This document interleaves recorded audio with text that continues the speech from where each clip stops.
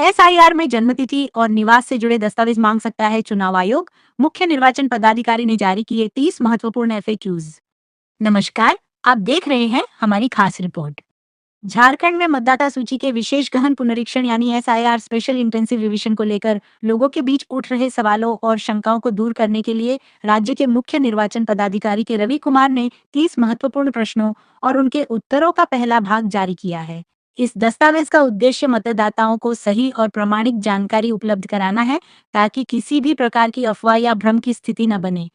मुख्य निर्वाचन पदाधिकारी ने स्पष्ट किया है कि एसआईआर प्रक्रिया के दौरान मतदाताओं से उनकी जन्म तिथि, निवास या अन्य आवश्यक तथ्यों के समर्थन में दस्तावेज मांगे जा सकते हैं। इन दस्तावेजों का सत्यापन भी किया जाएगा। हालांकि आयोग ने यह भी साफ कर दिया है कि किसी भी पात्र मतदाता का नाम बिना उचित प्रक्रिया और सुनवाई के मतदाता सूची से नहीं हटाया जाएगा। आखिर क्या है एसआईआर? एसआईआर यानी स्पेशल इंटेंसिव रिवीजन मतदाता सूची का एक व्यापक सत्यापन और संशोधन अभियान है। इसका मुख्य उद्देश्य ये सुनिश्चित करना है कि कोई भी पात्र भारतीय नागरिक मतदाता सूची से बाहर न रह जाए और साथ ही मृत, स्थानांतरित, डुप्लीकेट या अपात्र मतदाताओं की प्रविष्टियों को चिन्हित कर आवश्यक सुधार किया जा सके। इस प्रक्रिया के तहत बूथ लेवल ऑफिसर यानी बीएलओ घर घर जाकर मतदाताओं का सत्यापन करेंगे। मतदाताओं को एन्यूमरेशन फॉर्म भरकर सही जानकारी देनी होगी और आवश्यकता पड़ने पर संबंधित दस्तावेज भी प्रस्तुत करने होंगे। एफएक्यू में क्या क्या बताया गया?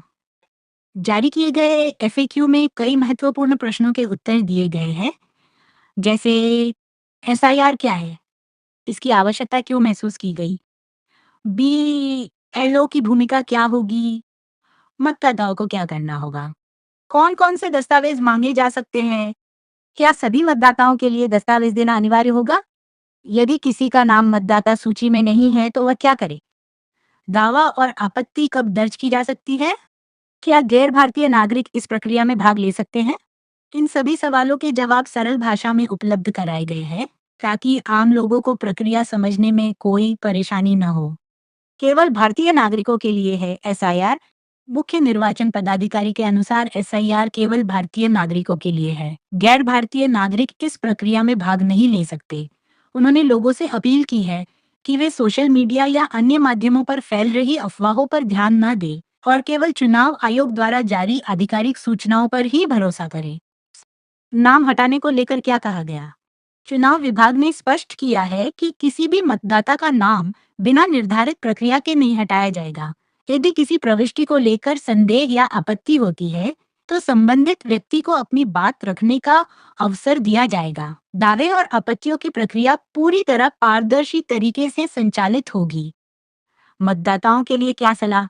निर्वाचन विभाग ने सभी मतदाताओं से अपील की है कि वे अपने क्षेत्र के बीएलओ के साथ सहयोग करें, आवश्यक जानकारी सही दें और यदि दस्तावेज मांगे जाएं तो समय पर उपलब्ध कराएं। साथ ही मतदाता सूची में अपना नाम और विवरण नियमित रूप से जांचते रहे।